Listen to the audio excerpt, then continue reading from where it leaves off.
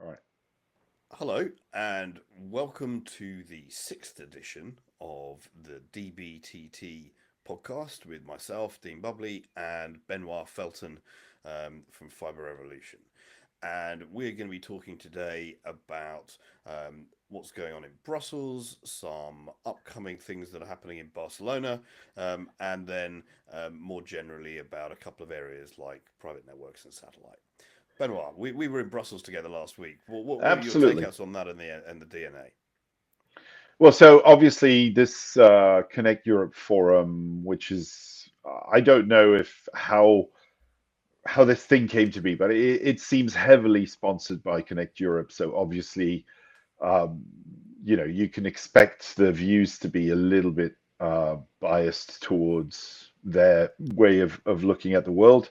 Um, for me, there's two big takeaways. The first one is I think everyone looked at the DNA and thought, okay, where's the simplification? Because that was supposed to be the big thing. And I had a bit of an epiphany, and I think it was the one but last, or even the last panel, where this guy from the commission said, look, previously, all of this was operating as directives which countries could implement or implement differently, had some leeway. From now on, there's one rule and it comes from us. And and to be honest, I had not really clocked this reading the DNA. I was aware of the veto powers that the commission wanted to give itself and stuff like that, but I didn't realize that it was this kind of takeover in such an aggressive way. And the interesting thing to me is that actually that's not simplification. There's still plenty of rules everywhere. It's more harmonization, with a crowbar. It's like, you're going to harmonize whether you like it or not. And there is a connection between simplification and harmonization, but what that means is what everyone was expecting was lighter rules, less overlap between different, areas of regulation. And I don't think we get very much of that, if anything. What we do get is a very forceful attempt by the commission to say, from now on, it's one rule for all. So that's a really interesting, and Yeah, conceptually, it's a shift, which I don't quite know how this is going to play out because the council is likely to be not very happy about this. I haven't yet spoken to, well, I've spoken to one regulator who is clearly unhappy about this, but I haven't spoken to more than that for now. But I suspect there's going to be a hell of a lot of pushback. oh, And if that is their only simplification play, then I'm a bit concerned there's going to be no simplification at all. I also got similar vibes, but I would say I think it got framed a bit in that there's a few things which sort of have to be harmonised, which they're using as the crowbar. And I think particularly the pan-European satellite authorization, yeah, which sort of makes sense rather than yeah, because so that's very easy for them to hold up and see, it's necessary. Um, and then I think the question of whether that same almost like authoritarian and sort of centralized um, do as we say attitude really applies to yeah, whether it's on sort of mobile auctions, whether it's on fixed network structure. I think that gets caught up in the wake. I think it's easy for them to generate headlines on harmonization on satellite, on sovereignty issues, on some of the resilience, on subsea fiber and stuff like that. But I think that the meat of stuff that goes on in access networks, I think, is going to be much more contended. They've now got essentially that they're trying to give themselves a veto on spectrum Yeah, auctions, for example. but not just spectrum auctions. Yeah, Trying to give themselves a veto on significant market power. They're trying to structure a response to significant market power in a way that they would control. I mean, it is quite an attempt at yeah, as I yeah. said, harmonization, whether you like it or not, kind of thing. It's more stick than carrot. Oh, Although the absolutely. word demand did crop up a couple of times during the event. I mean, there were quite a lot of people who were channeling the sort of Draghi report, and I suspect they'd probably use that as justification. Yeah, yeah, yeah, for sure. Yeah, just one thing on the satellite authorization thing. It was funny. to me to hear Amazon saying, "Look, we don't mind about doing this in 27 countries. It's not a big deal." So that, like, that kind of cut, pulled the rug under the commission a little bit on that. But more generally, I think the thing that struck me, I mean, so the simplification thing is a kind of an overarching theme. Um, More specifically, the thing that struck me, and again, hearing it live at the event made me rethink what I'd read in the DNA, is it kind of fixed was nowhere to be seen. They not only was it virtually that no panel was themed around fixed, but Mm. more importantly, virtually no one, apart from possibly Robert Murick, actually mentioned fixed at all. And and it made me, recast the whole thing in a slightly different light. For example, like all the mentions of data and statistics, which came from this Analysys Mason report for Connect Europe, they all mentioned FTTH, but never VHCN. And VHCN is supposed to be very high capacity networks. FTTH and DOCSIS 3.1 or DOCSIS 4 cable, the stuff that's the target to deliver gigabit connectivity. And suddenly you're like, wait a minute, have they thrown cable under the bus entirely here? It's funny because we had this discussion there, and to me, it's almost a bit like the US. But the US has a much stronger telco versus cable co split, which in Europe hasn't really existed. And I'm wondering if we're going to go in that direction now. Um, one quick bit of background. I mean, I go to quite a few of the Forum Europe and Forum Global events. One of the things I should say is that they're very heavily spectrum oriented and wireless oriented. So they have a series of global events on spectrum policy around the world. And then Europe, they used to have a 5G event, and I think this one we went to came about by them, blending together the 5G, and it might have been, I can't remember, it was competitiveness or sovereignty or something like that. So they don't really have as much heritage on the fibre and Hmm. copper side, or cable for that matter. So, just to sort of contextualise the specific event, Yeah. and I mentioned that to the organisers, and I think they'll probably look at it. Also, the timing, it came out, the event was 1 month after the DNA, and if it's normal conference, they would have nailed down all the speakers 2 or 3 or 4 months in advance. So it's sort of the timing probably didn't do them any favours either.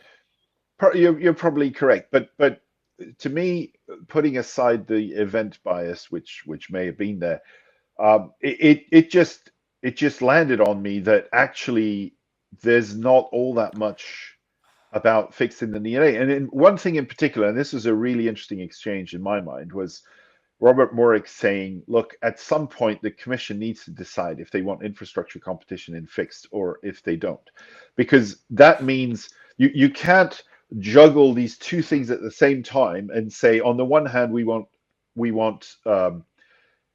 regulation to go away, and on the Mm. other hand, we want infrastructure sharing or local monopolies.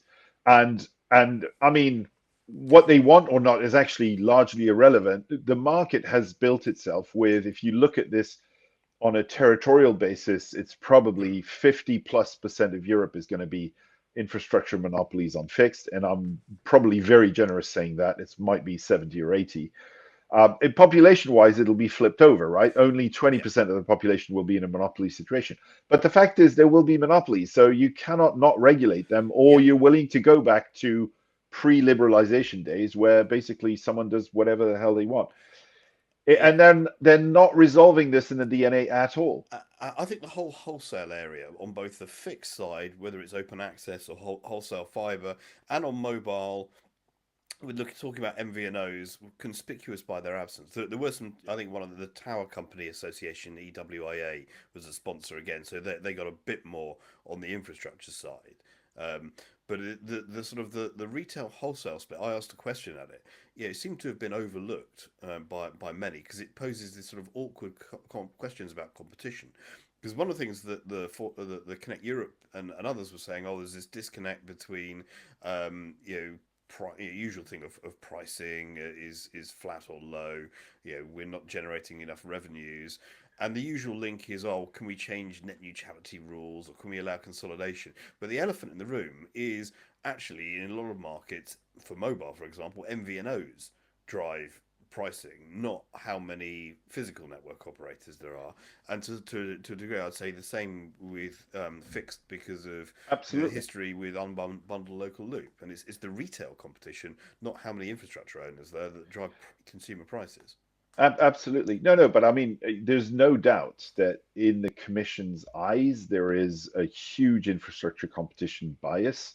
They Mm. cannot resolve themselves to think, okay, maybe, healthy competition on top of a single or low number of infrastructure competitors is fine. They just can't resolve themselves to that. Yeah. And that's the whole issue with the French model, which pushed for a single network everywhere that's, wholesale everywhere, and it works perfectly fine. Now, it does raise, because we're going to talk about resilience, it does raise a resilience question mark, absolutely. I mean, it's a trade-off. If you decide that one network is enough, but you can still have competition, what with regulation, by the way, what you lose is, a second network to fall back on. Yeah. Having said that, the systems such as they are, if one network goes down and you have two, then it still means 50% of people, whatever market share that network had, are going to be down. Just because the other network's still here doesn't mean everything works as normal. So, but anyway, that Yeah. trade-off exists, no doubt about it. But it's not even addressed. This is to me the really big thing that's not been addressed at all. No, I would agree. Actually, one thing I would say on the positive side that came out is they're paying a little bit more attention to the demand side of things, and particularly to B2B. Cropped up a couple of times, people discussing industry, enterprise, government as customer, which is a good thing, even if it's partly there to sort of crowbar in things like network slicing and stuff like that. But there's also recognition there was a session on private networks, which we'll talk about later on as Yeah. well. Well, and I think, I mean, part of it is if you take B2B out, then standalone becomes a non-story Yeah. because at least until now, no one's really figured out a way to make that, a consumer benefit. No. And so, yeah, Yeah. there's a bit of a chicken and egg thing between this. We absolutely need standalone, and we're behind the rest of the world on standalone. Yeah. You can't argue that if you're not looking at B2B. Having said that, I mean, private networks is absolutely an important topic. I'm still not clear that the Yeah. DNA changes anything there. Not much. I mean to be honest, what one takeaway you could say is that the killer app for 5G standalone is it supports 6G in future, which is a bit of an irony, really. Well, yeah, and that's also what they're arguing, but it's a bit of a weird Yeah. construct. So there's maybe one last thing which we can briefly touch upon, which was another, conspicuously absent discussion, which is this conciliation mechanism which Mm. the Commission has put in place on IP interconnection, which is it's interesting because in the recitals there's no justification for it, and in fact on stage again there was no justification for it. They were saying like, well, it's not binding, so why would you care? And you're like, well, if it's not binding and it serves no Why would purpose, then why is it there? why would you bother? Yeah, it's like why Exactly. would you Yeah, yeah, care or why would you bother? I mean, yeah, yeah. No, absolutely. yeah, yeah, So there is something. I mean, I've said this previously, but it's getting to a point now where I struggle to take the commission at face value when it comes to justifications, and this one has something fishy around it, and I mean, I don't want to point fingers or go yeah, paranoid too much, but yeah. the insistence on this being in there is fishy in and of itself. It is, although I mean, I still think this has got ample opportunity to backfire as well, because once you start having conciliation for people who have gripes about each other, or sort of the sort of ecosystem grievance procedure, well, the interconnect ecosystem isn't the only ecosystem where people have grievances with each other, and so it could be applied to neutral hosts versus MNOs onboarding. It could be around support of eSIM in devices. It could be there's like about 5 or 10 or 20 different places where having a forum to have the regulator mediate your argument that doesn't quite breach any rules could be useful. And some of them will be pro telco and some will be anti telco. So I Well, think it's like be careful what you want, no, I what you agree wish with for. you, and I agree, and actually, I mean, I could see this backfire in a more fundamental way around IP interconnection, because we know that basically most peering in Europe is not free. Yeah, There are negotiations going on. These are all behind closed doors. No one wants to mention amounts or anything like that. But you could imagine, a hot-headed content provider such as Meta saying, "Fine, you want to play that game? I'm going to open conciliation requests everywhere where I'm forced to pay." yeah, And suddenly it doesn't look like the telcos are the grieved parties. It looks like the other guys are. So I mean, yeah, I just think it's a very stupid idea. I mean, yeah, at the yeah, end of the no, day. yeah. Right, shall we move on? So next week Yes. we're recording this towards the end of February. Half the telecom world decamps to Barcelona for a certain event. I'm going to be in Barcelona, but not at the certain event. I run my sort of boycott of the event itself for a couple of different reasons. One is that it's just frankly too much hard work dealing with 500 requests for meetings as an analyst, and I'd much rather just have a sort of set of my own curated sessions with clients and friends and conversations I actually want to have. Um, but I think there's going to be some themes that come out, and one of the nice things is that I'm going to have time to listen to some of the conference sessions and actually drill into them a bit more and see if there's anything substantive or if it's just press releases. Things I'm expecting to hear about next week: sovereignty, satellite, and automation. Obviously, AI over everything, but I think that the AI it's going to focus on, yeah, network automation is going to be a big theme. I think they're going to downplay the sort of AI native for 6G and almost like say, well, automation is the first step. I think satellite is going to crop up in lots of different ways because it's the buzzword du jour. Hmm. Um, I think that there's probably going to be a bit of fatigue talking about some of the spectrum issues. Network APIs are going to be there, but it's sort of still work in progress. I'm sure we'll see some announcements, but the key thing for me is anyone actually using them. I think we'll see that agentic AI meets network APIs, but for Hmm. me, sovereignty is going to be a huge one. And Benoit, I know you're seeing that as well, but I think there's see a bifurcation between what that means for cloud, AI, and data on one hand, and sovereignty for telecoms. I think means something different. Yeah. Yeah. I mean, so obviously, and I don't know if you've seen this, but there's a story that just came out yesterday, I think, or the day before. It's a story from late last year, but it's about Switzerland not wanting to use Palantir because Palantir would not guarantee that, US government intervention, or could not guarantee that US government intervention would not mean that Switzerland would be at the mercy of whatever the US government wanted to do. And so I think that the whole online world is now engulfed in this, uh, which I would say is a fundamental sovereignty question, as in, are we actually independent if we use whatever tools we decide to use? And of course, the flip side of that is, are there other tools we can use that are more sovereign?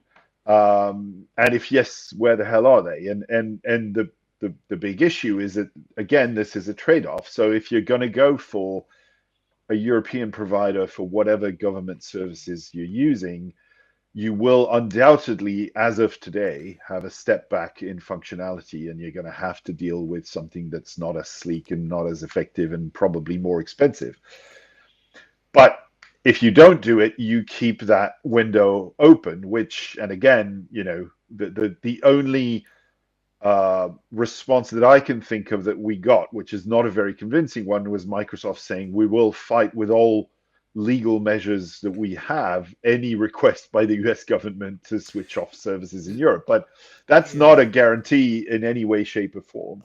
Well, there's some of the things that I've seen is various partnerships, with European systems integrators, operators, defense. contractors and others. So I think there's one. I can't remember which of the cloud companies is partnered with Thales, for example. It's Uh, Google. is it Google? Yeah. Yeah, So I think you'll see a lot more of that where there the governance and the legal structure is defined that there's no big red off switch in the White House. You know, absolutely. And in fact, if this things continues for long, this kind of debate, I am wondering if you might not see one of these big US tech companies saying, you know what, actually, I'm going to create a 49% owned European subsidiary that has other parties in there just so that I can evade the, extraordinary rendition powers of the US government. Um, I mean, financially would not make sense, but strategically it might. Uh, and to some extent, we're seeing that in other areas. I mean, so that's on the cloud side, and then there's a whole bunch of other questions like, well, yes, you can create chips with RISC-V and things like that, but you're not going to recreate a European NVIDIA, so that one's for the birds. So some of the stuff on the cloud Uh, side. Are clearly the supply chain is going to be international, whether we like it or not. yeah, So it comes down to the rules and data governance. The telecom side's a bit different. I mean, firstly, because Ericsson and Nokia are based here on the well, both mobile and Nokia case fixed side, as well as we'll talk about in this moment some private network vendors and others in the defence industry. There was a panel in Brussels about the Iris Squared satellite yeah, network, which is clearly a really important sovereign capability. There's work on things like timing, which is essential for both the cloud and also for running mobile networks. You need timing synchronization, and yeah. obviously, yeah, an alternate Galileo as an alternative for GPS. So I think that there is more work on that, and I definitely see this sort of slightly different discussions on the telecom side and on cloud side. Now, one of the things telcos would love to do would be the providers of sovereign cloud service. So they see so for telcos, there's the risk side, and which is more on the resilience rather than sovereignty per se, Yes. and there's an opportunity side, which is are national telcos, particularly the big telcos, sovereign X providers. And so I think it's a slightly different discussion. It's one that I'll have at my next Unthinkable Lab in April, and I think it's interesting to compare that. Where it gets more tricky is the telco increasing dependency on cloud to run the networks and the BSS OSS.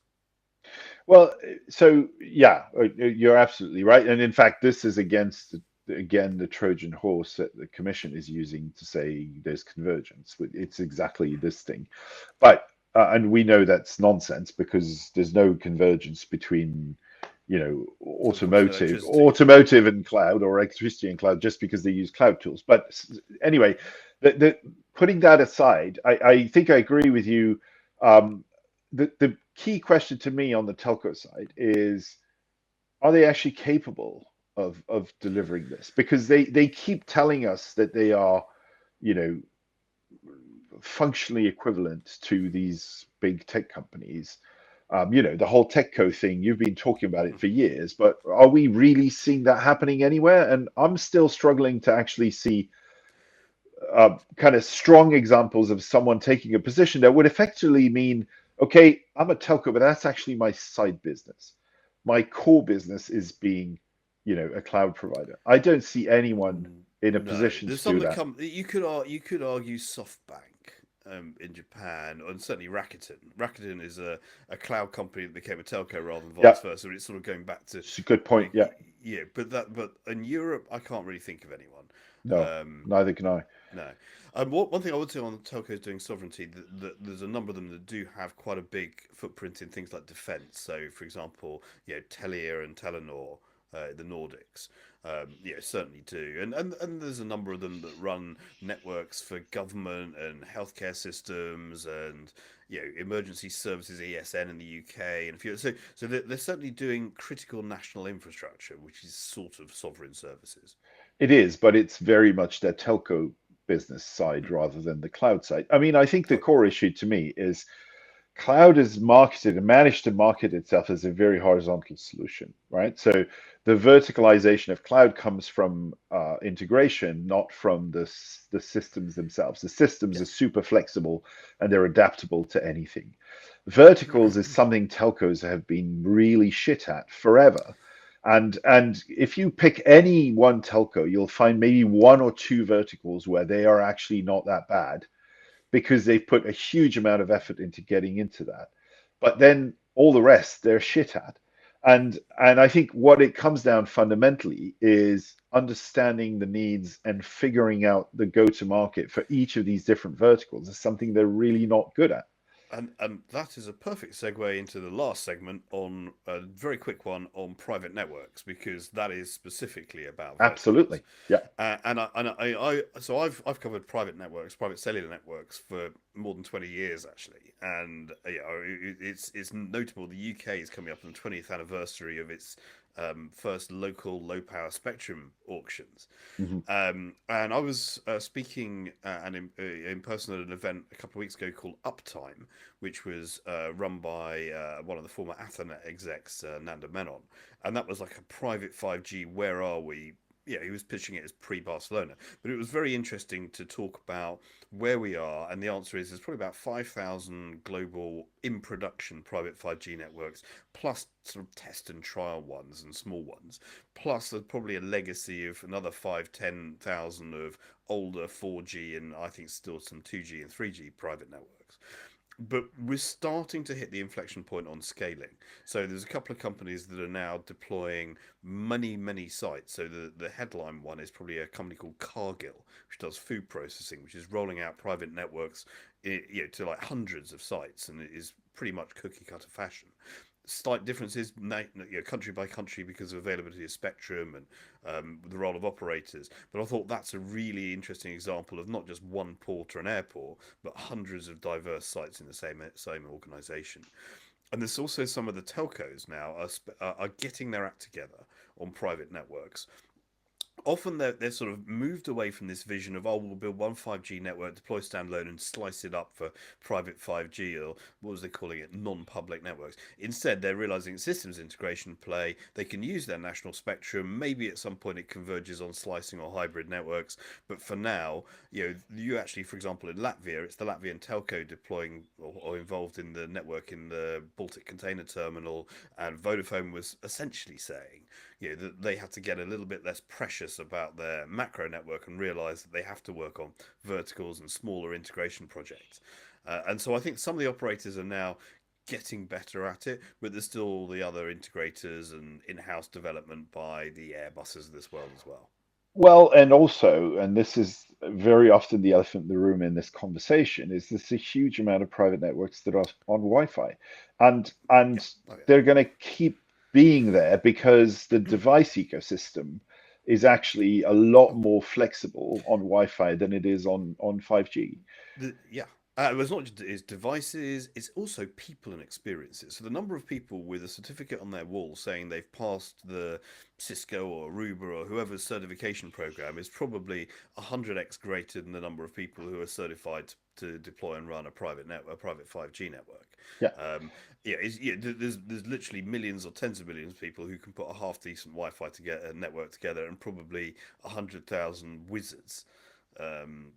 So Yeah. I agree. Now, there's certain places you can't do that. So on a port area which Oh, covers, absolutely. But but 15 square kilometers, you can't do that. But but it's that to me is key. Is it like this understanding that 5G is not going to take over the world when it comes to private networks, that it has very specific advantages that can be leveraged for certain things. And certainly if you're doing defense, you know, the whole SIM card integration thing creates a level of security that's very hard to replicate on Wi-Fi. And I completely agree with that. But Wi-Fi is here to stay, and oh and and yeah, and the actual private network ecosystem, if we look at it broadly, is going to have a range of very mhm. different solutions. Ah, 5G is going to be one of them. Sometimes it's going to be fully dedicated, sometimes it's going to be slicing, sometimes it's going to be a mix of both. It really depends on the yeah. geographical area, the type of devices that you're trying to connect. And so, yeah, Yeah, and to be honest, you've got satellite private networks. You've even got fiber private networks. I was amazed that the Brazilian oil industry has got like 1,000 kilometers of its own subsea fiber out into the Atlantic. You've got LoRa and various and Halo for low power IoT. So there's an awful lot of private network infrastructure. This is actually one of the things that Brussels doesn't seem to have realised, that it talks about investment in networks. Well, actually, there's an awful lot of enterprises and companies Yeah, invest in networks, but it's like thousands or tens of thousands at micro scale rather than three big ones that are easy to yeah, count. yeah. But that's what they want. They want three big ones that are easy to count. All right. Cool. So Right. so maybe a few quick announcements for the coming month. So maybe I'll start. There is a really interesting workshop that I've been invited to speak at in Brussels on the 17th of March, organized by BEREC, hosted at the IRG by BEREC, and it's going to be on copper switch off. Lots of really interesting speakers there. I'm really looking forward to that, and for sure we'll discuss that on our next installment because it is an important topic right now. No, I saw the invite for that, but actually, I'm away myself that week. I'm speaking at an event. There's a critical communications event in the US in Las Vegas that I've been invited to speak about indoor wireless connectivity and the importance for public safety. So the Safer Building Coalition's invited me to that. And then the following week, I'll be in Dallas at an event called VCon. VCon's a new emerging standard for conversations, voice, messaging, and others, and how you standardize that and you have appropriate controls and governance around keeping records of who said what to whom and why and for what purpose and all the metadata.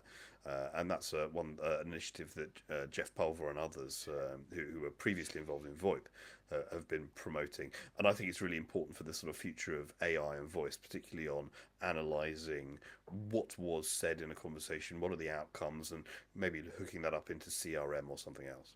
So I'll be in the States then. Cool. Cool. Excellent. Well, Look forward to catching up. And I think the copper switch off one is a really important one. And as we've said before, the fixed networks side of it is getting a bit overlooked. To be honest, I think it gets overlooked by many people, and I think that we need to keep him honest on that. absolutely. Yeah. All right. Excellent. All It was right. great Cheers. talking to you, Dean. Bye. And you. Thank you. Bye.